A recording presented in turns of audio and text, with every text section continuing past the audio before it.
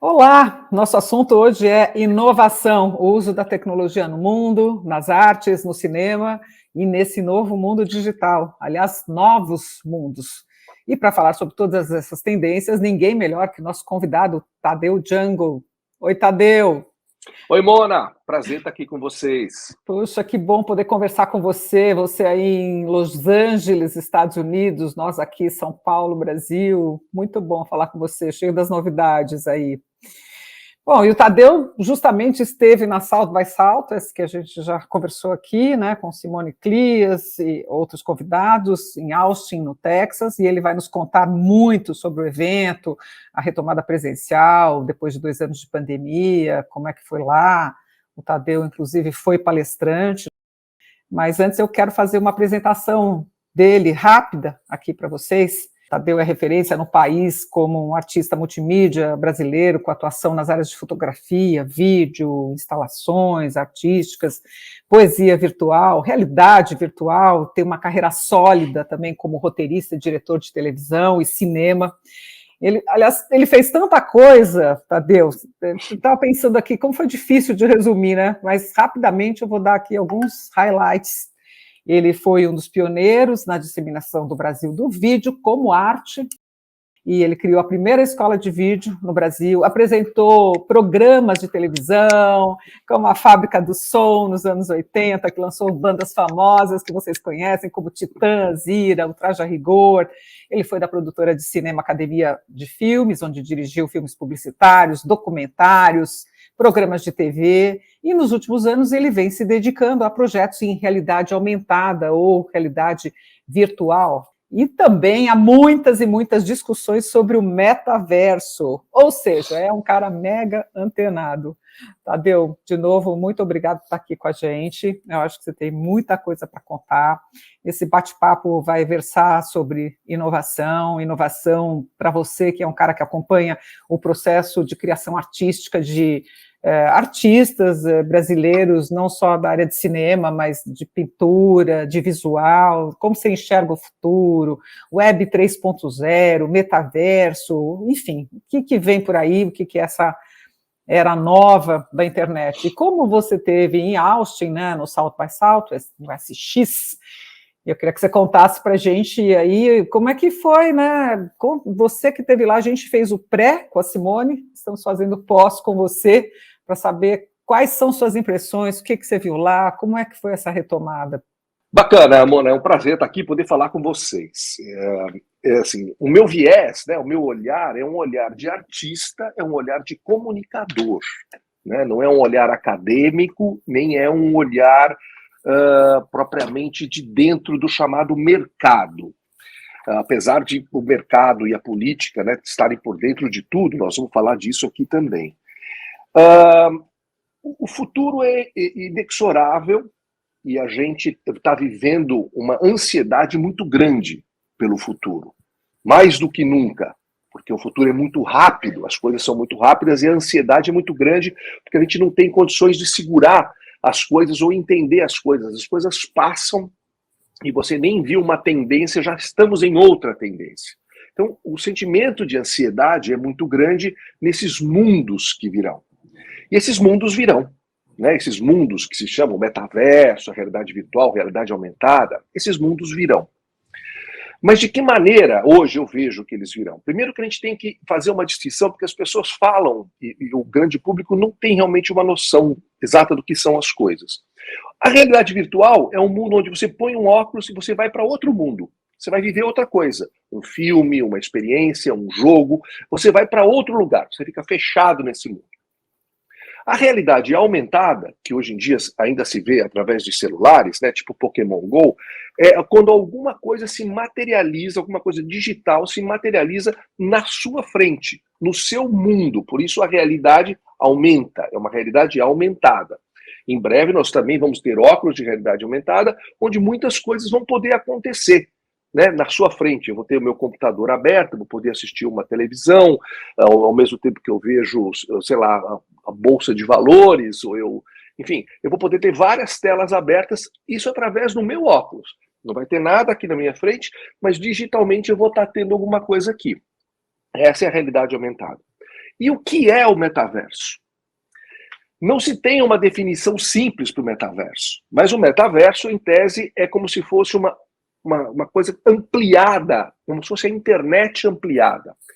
Dizem que nós estamos criando um novo mundo, onde nós poderemos habitar esse novo mundo, né?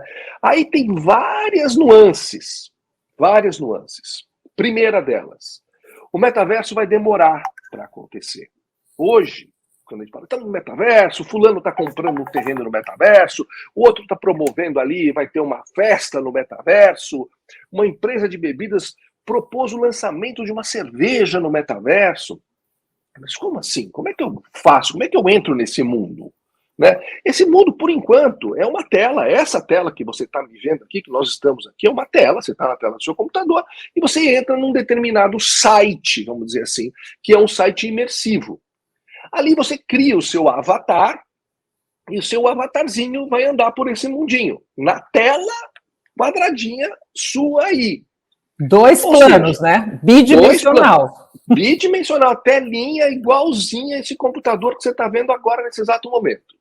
Ou seja, eu acho que a gente está brincando de casinha nesse momento. E é isso que nós estamos fazendo, não é nada mais. E é muito chato. É muito chato. É um então, game, né? É um game, né, Tadeu? Se ainda fosse um game, seria mais interessante. Tem flertes com o game, porque ele é interativo. Então eu entro dentro desse mundo, outros avatarzinhos, avatarzinho da Mona, avatarzinho de não sei quem entra, a gente chega lá, tuk, fala, oi Mona, então aparece, oi Mona, oi Tadeu, tudo bom? Aí tem vários truquezinhos nesse mundo, mas como disse o Pripas, que foi né, quem implantou o Cubo, Flávio do Cubo. A frase dele é muito simples, agora no Salto by Southwest. Bullshitagem. Metaverso? Bullshitagem. Ou seja, bullshit, quer dizer, nada agora. Então, tem todo esse hype, eu comprei um terreno, fulano gastou 20 milhões, comprou o terreno e tal. É bobagem. Você até postou uma coisa ali no seu Instagram, de NFTs, com galeria de arte, até já voltando para uma área que você gosta muito, que é arte, né? Eu falei, puxa vida, preciso lembrar de perguntar na entrevista sobre como que interagiu tudo isso, NFT, com arte, com South by Southwest, com metaverso, enfim. Olha só quantas coisas a gente tem de novo hoje, então. Realidade virtual, realidade aumentada, metaverso e NFT, blockchain. Você tem que saber disso tudo hoje. Não tem como você não saber, você tem que saber. Então, tem que saber, vai ter que pesquisar para entender. Tudo isso vai acontecer. Blockchain já existe, as moedas, as criptomoedas já andam através do blockchain. As NFTs também, que não vão ser só com arte, vão ser com tudo. NFT, na verdade, é um número, é um dado que você gruda num determinado documento, ou uma música, ou uma arte, e para sempre aquela arte já tem aquele ID, aquela identidade dela. E acabou, porque o mundo inteiro sabe que aquilo tem aquele número. E se você compra esse número, você tem posse dessa obra. Tem muitos assuntos que a gente pode falar hoje, tem muitos caminhos que a gente pode falar hoje. Né? Pode falar um pouco de NFT, pode falar de metaverso, realidade virtual e tal. Eu talvez, fazendo um resumo muito rapidamente, concordo com o Flávio Pripas, que nós estamos no momento de bullshitagem total de metaverso. O metaverso que o Zuckerberg vai criar, está criando, quer criar, que tanto é que mudou o nome da empresa dele para Meta, o Facebook virou Meta, por quê? Por causa do metaverso. Vai demorar. Eu conversei com pessoas da Meta. O time frame é tipo 7 anos de hoje, para ter esse metaverso que o Zuckerberg já está vendendo. Ele entra lá dentro, joga tênis com não sei quem, aquela maravilha, fala, nossa, o novo mundo, criou-se um novo mundo, esse metaverso é um novo mundo. Esse metaverso não é um novo mundo ainda. Esse metaverso vai demorar para acontecer. Né? Então, o que a gente tem em mãos hoje é muito hype, muita falação, muito mas não é chato. Hoje uma experiência muito ruim. Tanto é que muitas pessoas vão fazer, muitas empresas vão entrar no metaverso, vão construir, e vão perceber que é o acesso, as pessoas vão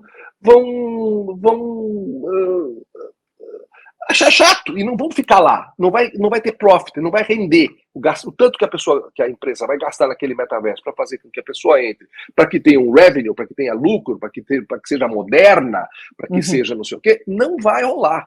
Nos próximos anos, não vai rolar. A gente viveu uma pandemia, 2 anos de isolamento, estávamos falando disso um pouco antes de entrar aqui nessa entrevista, onde as pessoas ficaram em casas isoladas, se comunicando já por telas, graças a essas plataformas todas maravilhosas, Zoom, StreamYard, Webex, Teams, N plataformas, foi maravilhoso, mas acho que até tem uma necessidade de contato, de presencial, você quer ver amigo, você quer ir numa exposição de arte, aí de repente você me vai para um South by Southwest, onde tem um festival de criatividade, ali tem artista, tem publicitário, tem designer, tem arquitetos, tem uma vida pulsando ali lá nas ruas, além das palestras ali sobre temas interessantes como o metaverso e outros muito mais, né?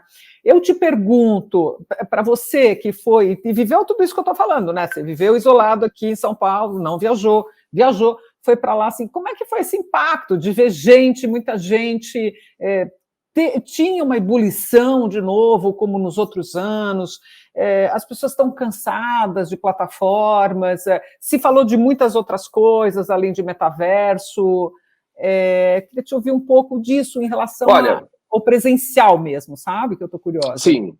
O presencial foi muito divertido no começo, principalmente, quando todo mundo estava se vendo, e as máscaras eram praticamente banidas, não tinham máscaras em osso, muito pouca máscara.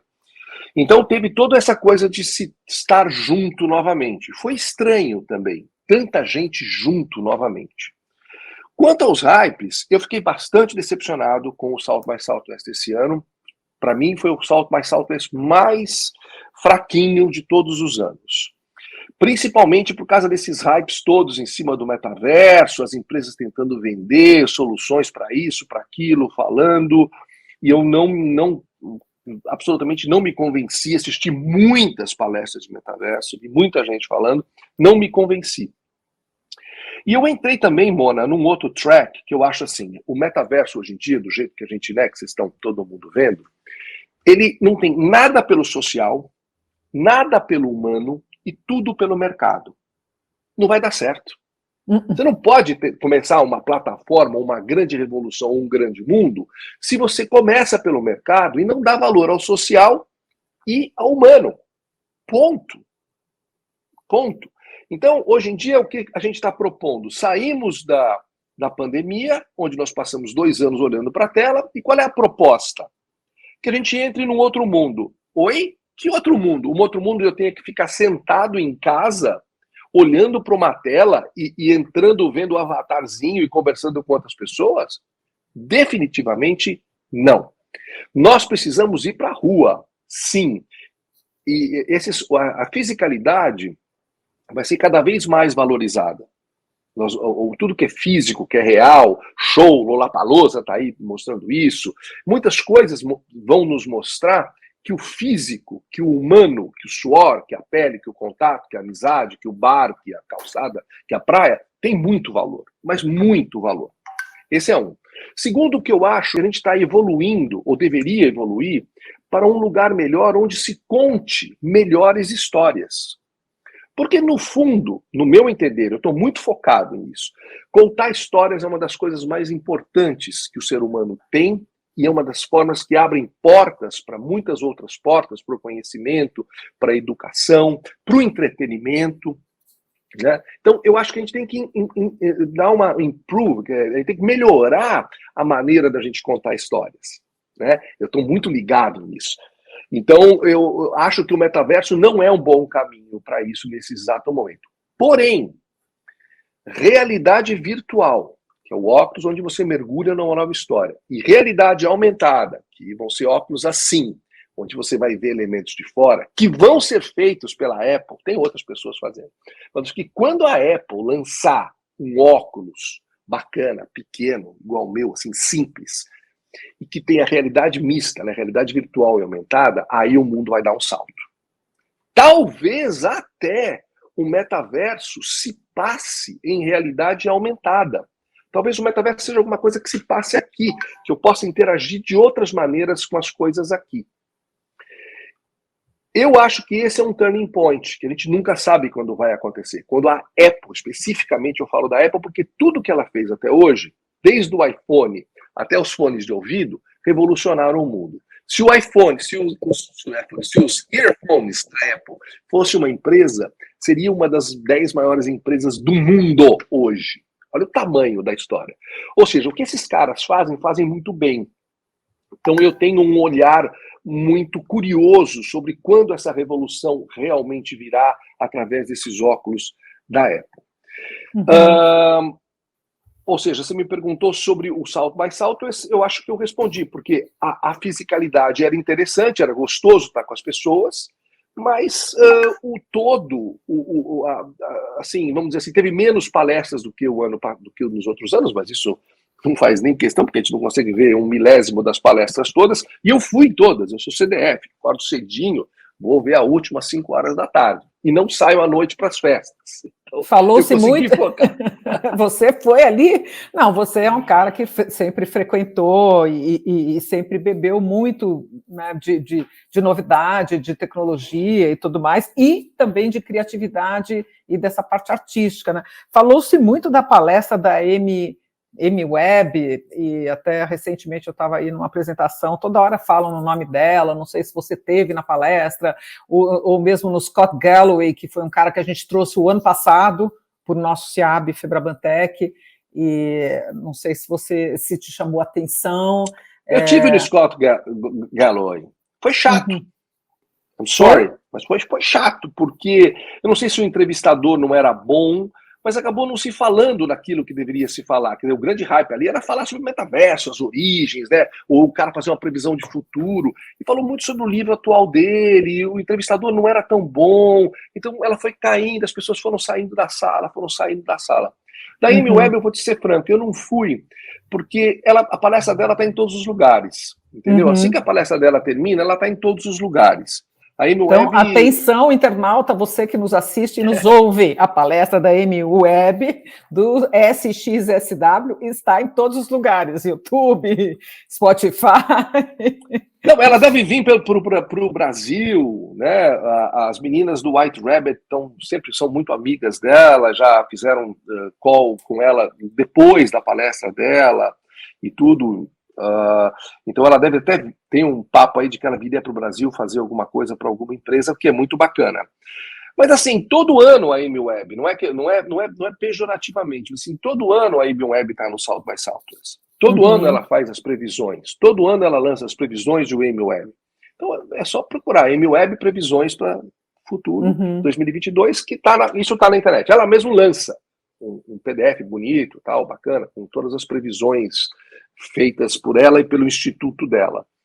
Mas, Tadeu, a verdade é que inovação é um mantra, né? É um mantra, as empresas todas falam que tem que ter inovação, tem que fazer inovação, linguagem de publicitário, de TV e de cinema tem que ter inovação, blá, blá, blá, mas é um mantra muito pouco colocado em prática, na verdade, porque às vezes a inovação também vai se construindo. Você falou que a Apple provavelmente vai desenvolver um óculos que não é mais aquele óculos imersivo que a gente conhece, né? Que é aquele óculos assim, né? Que você fica ali olhando, navegando e tal. E até o Walter Longo disse que quando a Apple entrar, ela vai dar o salto do sapo, né? Ela vai indo devagarzinho, aí pá, ela dá aquele saltão. Mas eu quero tocar em dois pontos. Para você, que é um criativo, que é um criador, ligado à parte artística também, como é que você chega, né? O que te inspirou lá? O que está te inspirando? Como é que você inova? Como é que você chega a aplicar a inovação no que você faz? Como é que ela pode chegar nas empresas para deixar de ser mantra e virar prática? Então, a inovação tem muitos caminhos, né? Depende da empresa e depende de onde ela está querendo inovar, né? Porque a palavra é tão ampla. Eu acho que hoje em dia existe uma coisa que é o humano e que é climate change, né? Mudanças climáticas, e que é a diversidade e inclusão. Então, uma empresa, para começar a pensar no futuro, ela tem que pensar em carbono zero, ela tem que começar a pensar em diversidade e inclusão profunda, né? Não só superficial e dizer que está fazendo, fazer isso de uma forma profunda, real e acreditando nisso. E perceber que não tem a questão do mercado pelo mercado, ele já é inerente à própria máquina capitalista das próprias empresas. Então, ao lado disso, ou na frente disso, é que eu julgo que você tem que pensar no social e no humano. Porque quem faz as empresas, quem está nas empresas, quem trabalha, o presidente e o gari, são seres humanos. E eles refletem cada vez mais sobre esse processo. Então, quando você não tem essa real humanização, quando você não pensa realmente em inovar dentro desse chamado ESG, né, que tão famoso que foi isso falar, ou você está nisso para valer, ou você vai ficar fora do jogo. Você vai ficar fora do jogo porque a molecada que vem aí está muito dentro desse jogo. Né? Já nascem assim, já nascem pensando nisso, já são contra a linguagem da publicidade ou a linguagem da venda pela venda. Né? É outra coisa, já passaram pelos influencers, já estão em outro patamar, vão chegar em outros patamares onde alguns valores vão fazer mais sentido do que os antigos valores. Né? Não é só a qualidade do produto, mas sim aonde esse produto está inserido, quem fala por esse produto e para quem esse produto fala. Então tem todo um pensamento de social e humano aí que eu acho que essa é a inovação do futuro. Né? E a grande inovação, acho que também deveria passar, principalmente com o apoio das grandes empresas, porque o governo tem dificuldade, a máquina muito grande, muito pesada, mas com relação à educação. Claro, temos que fazer educação, mas tem que parar de falar sobre temos que fazer educação, modificar a educação, e realmente investir na educação.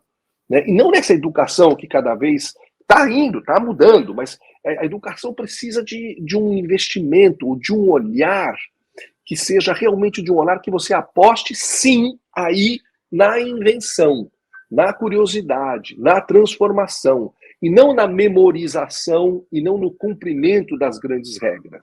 Você precisa dar instrumentos para que as crianças e os adolescentes criem, inventem já de berço e que aprendam a contar histórias. Eu volto ao assunto das histórias, porque eu acho que isso é uma tarefa das escolas. Ensinar crianças e adolescentes a contar histórias. Normalmente a palavra contar histórias, né, fica melhor em inglês, né, que storyteller. Claro, bom, storyteller me parece... Contar história parece uma coisa infantil. Mas o storyteller, o contador de histórias hoje em dia, me parece uma das pessoas fundamentais que pode articular a comunicação de uma empresa bem em todos os sentidos. Como eu me comunico com os meus funcionários?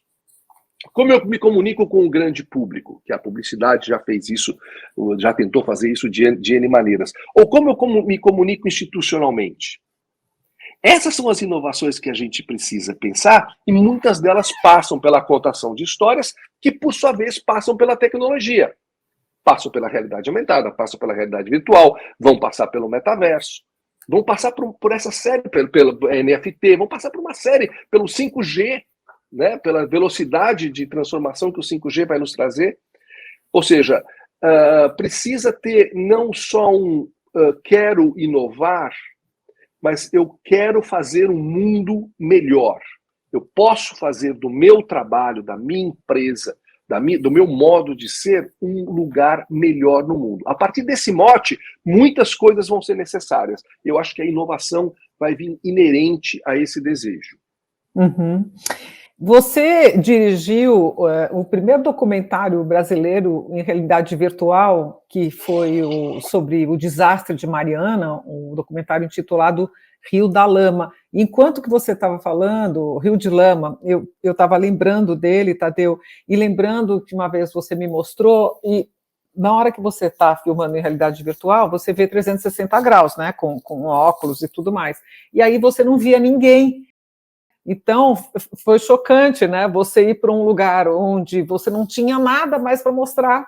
E foi tão forte essa imagem.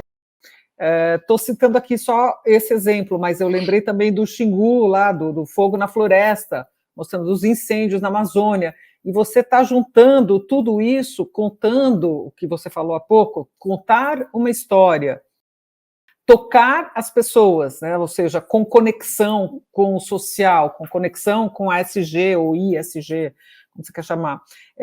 Você trabalhou tudo isso no virtual, né? Na realidade virtual. Você acha que a imersão permite essa melhor fruição desse contar, ouvir melhor essa história? Olha, a realidade virtual, ela é uma maneira, é uma tecnologia que permite você contar histórias de uma maneira. Que maneira é essa? Dessa maneira imersiva. Eu ponho um óculos e eu não fico mais vendo na tela uma história. Eu estou na história. Então, quando você põe um óculos e você está em pé, no meio daquela lama de Mariana, de Bento Rodrigues, que foi o nome da cidade, que foi arrasada, é totalmente uma nova experiência do que eu ver aquilo longe, aqui. Já tem vários estudos a respeito. Vários estudos, Stanford, Harvard, já fizeram vários estudos do impacto de uma cena ou de um filme narrado em realidade virtual, de um filme narrado numa tela plana. Nem todos os filmes, o cinema não vai sumir por causa disso, pelo amor de Deus, tomara que não, nunca. O cinema vai continuar existindo, sendo narrado belíssimamente dessa maneira flat, porque os livros também já não desaparecerão. A realidade virtual é só uma maneira de você contar uma história imersiva. Então você está dentro daquela cidade de Bento Rodrigues, onde tem toda aquela lama, aquelas casas todas arrasadas, ainda com os objetos das pessoas que estavam ali, quer dizer, foram dias depois que aconteceu aquela tragédia, e o filme narra isso, o Rio de Lama. Está disponível na internet. Dá lá, Rio de Lama, realidade virtual, Tadeu Jungle, tal, que você vai encontrar o filme, você vai poder não assistir se você não tem óculos, você vai poder assistir no seu computador. Mas já vai dar um cheirinho do que é. E, Tadeu, como é que foi a produção desse filme? Como é que foi? A tecnologia ajudou a dar dimensão, né, a essa tragédia de Mariana, nesse caso? Nesse caso, foi imprescindível a narrativa. Porque tinha tanto já, começaram a fazer tantas fotos daquele lugar, que você ia para foto, mais uma foto marrom, mais uma foto marrom, mais uma foto, mais uma foto. Já não estava dando o impacto necessário. Esse filme foi feito, portanto, logo na sequência da tragédia. Então, portanto, hoje ele é um dos únicos documentos que tem essa potência de te levar para o local onde aconteceu da maneira como estava. Uhum. Então, não tem outros documentos que consigam isso. Então, ele tem essa força, além do que ele é uma história, né, o documentário é uma história, e é uma história que foi premiada na ONU. Esse filme me levou até Nova York para falar na ONU sobre esse filme. Né? Então, eu acho que tem algumas coisas que são essenciais que se façam em realidade virtual e outras que não tem o menor sentido que se faça. Mas essa foi muito difícil de fazer, porque tinha acabado de acontecer, tinham ainda 19 corpos desaparecidos que a gente podia estar pisando em cima deles naquele momento. Era uma situação muito estranha. Foi uma das filmagens, uma das produções mais estranhas que eu já fiz na vida, pela potência que tinha tudo ali, por tudo aquilo que tinha acontecido, pela tragédia que tinha acontecido ali. Foi muito forte.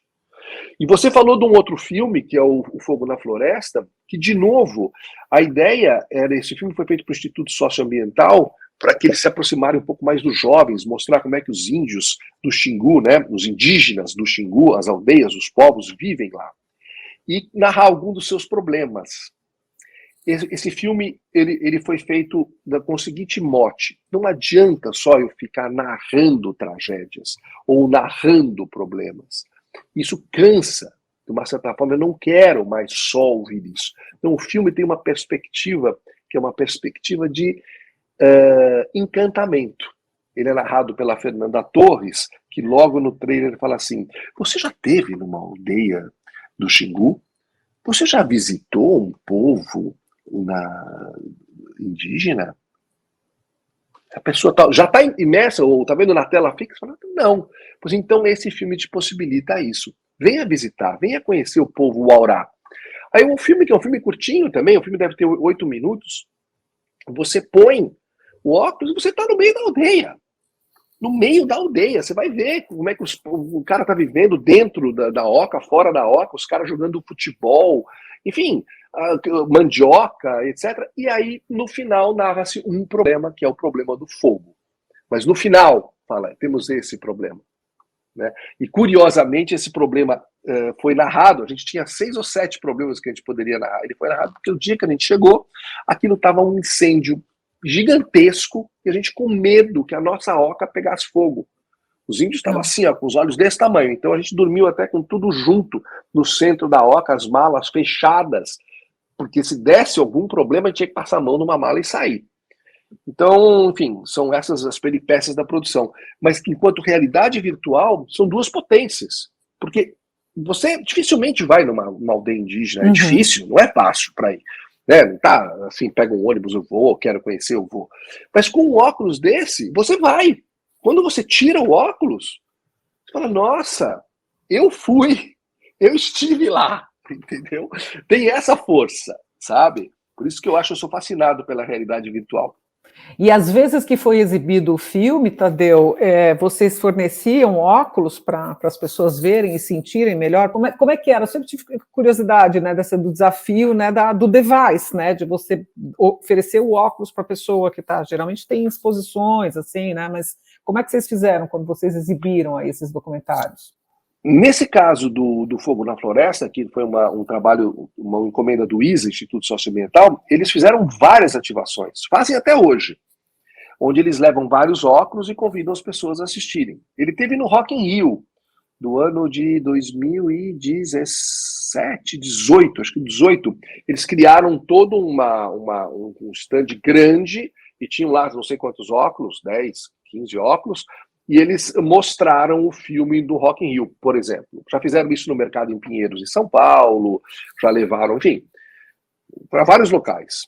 A gente acabou de fazer um outro filme para eles, chamado Fazedores de Floresta, que teve na COP, na última COP. Levaram o filme para a COP com óculos, para que os bambambãs, os tomadores de decisão e os homens da grana pudessem sentir como se pode construir florestas através de um processo muito rico, muito humano e muito simples, que a rede de sementes do Xingu faz. Esse filme já está disponível também, se você quiser olhar. Você coloca Fazedores de Floresta, VR, ele também está na internet. Olha só, que legal. E qual a sua pesquisa atual, Tadeu? Mona, minha pesquisa atual é o seguinte, eu adoro museu. Né? Eu adoro museu, desde criancinha, eu adoro museu. Então, há muito tempo que eu observo os museus, não só como a exposição em si, né, que eu quero ver tal exposição, eu quero ir pelo museu, quero conhecer o museu, como esse museu existe, como ele expõe, como que ele como que ele dialoga comigo, qual é a história que esse museu tem para me contar. Esse museu é digital também? Ele vai para fora? Como ele vai para fora? O que ele faz para atingir o mundo? Então, eu estou nessa pesquisa já há um tempo, estou até fazendo um curso online sobre museus, e estou indo aqui em Los Angeles visitar todos os museus. E no South by Southwest também. Eu peguei um track que era The New Museum, Museums of the Future, etc, etc, etc. Então eu estou muito interessado nessa narrativa, como a gente conta as histórias, como o museu, que sempre é se você fizer qualquer pesquisa, como o Instituto Oi Futuro já fez várias pesquisas, as pessoas falam, o museu é um lugar de coisa velha, o museu é um lugar onde se guarda coisas velhas, e não é isso. Né? O museu, muito pelo contrário, ele tem todo o seu acervo, mas ele tem muita vida, ele traz muitas coisas que são contemporâneas e dialogam com o contemporâneo. Só que muitos museus, a maioria deles, ela não consegue falar com aquele que passa na frente do museu e dá uma entrada ou resolve entrar ali porque ouviu falar num Picasso, ouviu falar num Dalí, ou ele vai ver. Quando ele entra no museu, ele fala, esse não é o meu lugar, eu não entendo o texto da curadoria, eu não entendo até a 4ª linha da curadoria, eu já não entendi. Aí ele tenta fazer um esforço, vai lá, vai ver uma descrição de uma obra, ele fala, ele não sabe, ele não consegue nem entender o português que é dito naquele museu. Ou seja, tem todo um trabalho a se fazer de tradução dessas exposições, dessas instalações, desses trabalhos de arte para o grande público. E existe muito, vamos dizer assim, existe um desejo, eu vejo que existe um desejo das instituições nisso, né, e abrir e conseguir mais público para dentro delas, que elas consigam atingir o maior número de pessoas, só que elas continuam falando somente a linguagem letrada das artes, né, e aí não consegue. Então eu tenho várias ideias e vários projetos que eu espero um dia poder aplicar em algum lugar, porque eu estou estudando isso e isso me interessa bastante. Muito legal, muito legal. Só complementando, você sabe que na Antuérpia, não, em Bruxelas, o Museu de Belas Artes, se chama Beaux-Arts em francês, né? Então, Beaux-Arts se escreve B-E-A-U-X, Art, A-R-T-S. Aí eles mudaram o nome do museu para Beaux-Arts, assim, B-O-Z-A-R, que é como se pronuncia. Eu achei tão interessante, porque quando eu vi o primeiro nome, eu falei, que nome esquisito. Aí a minha amiga falou, não, é Beaux-Arts, que é essa coisa, né, erudita. Belas Artes. Belas Artes, escrito, né, que o O em francês pode se escrever de 30 maneiras diferentes, né? E dessa maneira mais simples, que qualquer pessoa é O, ele vai ler, é Beaux-Arts, é Belas Artes. Tem tudo a ver com isso que você está falando. Muito Tudo. Legal, Tadeu. Se falou muito de Web 3.0. Então, tudo que se falava pela primeira vez, eu, que pesquiso bastante do assunto, vi relatos sobre assalto by Southwest, Web 3.0, eu falei, opa, mudou, agora não é mais metaverso, é Web 3.0. Pergunta aqui de iniciada e de leiga, Web 3.0 é um novo ambiente digital ou é exatamente o metaverso com outro nome? É mais ou menos isso, Mona. A gente está saindo dessa web 2.0, que é essa web one-to-one que a gente tem aqui, que a gente tem nesse mundo de hoje, para uma web mais imersiva, para uma web mais possível, uma web mais rápida, uma web mais conectada, né? Essa nova web que já está aí, né, que já está ao nosso redor, ela é uma evolução desse momento que a gente está passando. O que eu digo, que a gente, hoje em dia, quando a gente fala em modificação e todas essas coisas que nós falamos, metaverso, a gente sempre passa por um lugar que a gente esquece de falar, que é o acesso, né? Então, tudo que a gente fala é eu, homem branco, Mona, mulher branca, com alguns brancos que alguma cúpula que tem acesso a isso tudo que a gente está falando. Mas o acesso ainda é muito restrito. Portanto, eu acho que tanto a Web 3.0, que vai nos trazer mais imersão, mais velocidade, mais interação, quanto metaverso, quanto tudo, NFT e todo, realidade virtual, isso tudo vai ficar cada vez mais possível com essa velocidade do 5G. Então, a hora que o 5G estiver disponível gratuitamente para o maior número de pessoas, aí as coisas começam a fazer mais sentido. E a gente não tem como não pensar nisso, porque isso não dá para deixar as pessoas de fora e achar que dá para fazer progresso puxando pela mão aquela meia dúzia de já privilegiados. Primeiro que ia ser uma coisa muito capenga. Se você só olha para a branca FAAP que nós temos hoje, né, para as brancas universidades que nós temos hoje, elas estão fracas, elas estão enfraquecidas no seu cérebro, porque a mistura, a hora que você mistura tudo, raça, gênero, tudo que você mistura, tudo que você... Aí você tem um pouco de tudo, como numa floresta. Então, a mistura, como numa floresta, é absolutamente fundamental. Se você tiver uma floresta de eucalipto, nem passarinho vive ali. Não tem mosquito, mas não tem passarinho. Então a gente precisa que a vida seja como uma floresta, onde todas as espécies, todos possam conviver, porque isso é que traz força e sabedoria para todos nós. Então, toda vez que a gente fala, eu acho assim, o 5G vai nos ajudar, mas ele tem que ser spread, ele tem que ser colocado para todos, tem que abrir universalizado, né? Para o acesso à internet tem que ser pensado dessa forma, com o social e com o humano, e não só como mercado.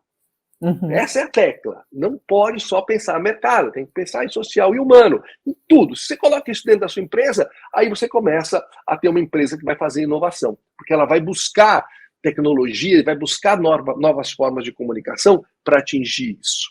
Então a gente está chegando, Mona. Eu sou super otimista e acho que essa molecada que vem aí é uma molecada muito sábia.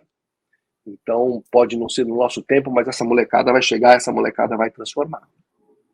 Legal. Bom, acho que a gente abarcou aqui tudo, né? Quase tudo.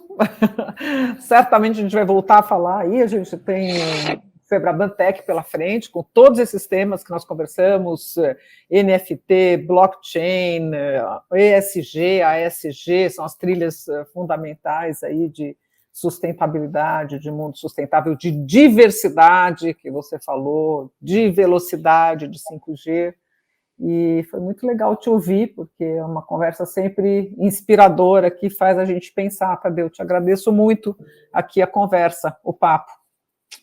Foi um prazer falar com você, Mona, como sempre. Somos amigos de muito tempo, né? Já se cruzou em muitos carnavais, foi um prazer poder dividir essa tela aqui da Febraban com você.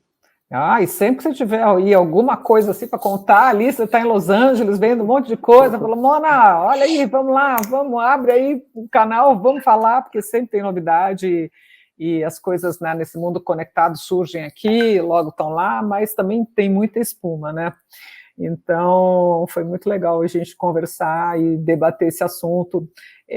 Muitos desses temas que eu mencionei aqui na conversa com o Tadeu estão em outros podcasts, em outras lives nossas, né? Metaverso, blockchain, tudo que é relativo a esse mundo novo aí da tecnologia. Eu agradeço a você que nos ouve, nos assiste sempre, nos acompanha em Febraban News e quero, então, te convidar a ouvir e assistir essas outras entrevistas que estão nos nossos canais, nos perfis Febraban. Agradeço a você, internauta, que teve a paciência de ouvir essa conversa muito inspiradora e agradeço ao Tadeu, que nos deu um pouco do seu tempo aí em viagem para contar suas impressões sobre South by Southwest e também suas impressões como criativo que você é. Muito obrigada, Tadeu. Obrigado, gente. Até a próxima. Até a próxima.